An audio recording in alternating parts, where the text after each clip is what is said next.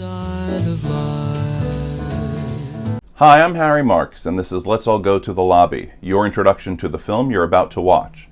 Up next is the story of a New York Cafe Society girl who falls for a struggling writer with his own discreet source of income. This is Breakfast at Tiffany's from 1961. The film's standout character, of course, is Holly Golightly, played by the charismatic Audrey Hepburn, but she wasn't the studio's first choice for the role.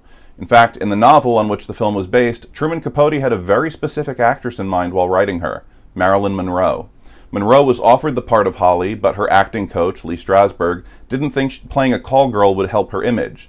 She went on to make the 1961 Western The Misfits instead. The same went for George Peppard, who played Paul. Steve McQueen, Jack Lemmon, and Robert Wagner were all considered for the part of Holly's main love interest. Peppard is probably best remembered as Captain Hannibal Smith from the 1980s television series The A-Team. But despite the effervescent performance from Hepburn and gorgeous portrayal of 1960s New York City, there is one large stain on the picture, and you all know which one. It's Mickey Rooney, who plays Holly's Japanese landlord, Mr. Yunioshi, in what can only be described as an extremely racist caricature. Sadly, yellowface had been common since the beginning of film. For example, Alec Guinness played a Japanese businessman in A Majority of One, which came out the same year, and Marlon Brando played an Okinawan villager in 1956's The Tea House of the August Moon. Rooney had been cast by director Blake Edwards, despite producer Richard Shepard's protests. Shepard felt the role should have gone to someone of Japanese ethnicity, but Edwards disagreed. It wasn't until years later when Edwards admitted he wished he could go back and recast it. Rooney also eventually stated that if he had known how much his portrayal offended people, he never would have accepted the role. But there is also much good in Breakfast at Tiffany's. The black Givenchy dress that she wears at the start of the film is perhaps the best-known little black dress ever created. It sold at auction in 2006 for $947,000. And then there's the song, Moon River, written by Henry Mancini and Johnny Mercer.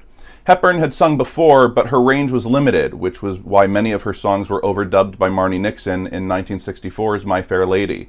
But Moon River was written specifically for Hepburn, meant to cater to her singing ability with the whole melody set in one octave.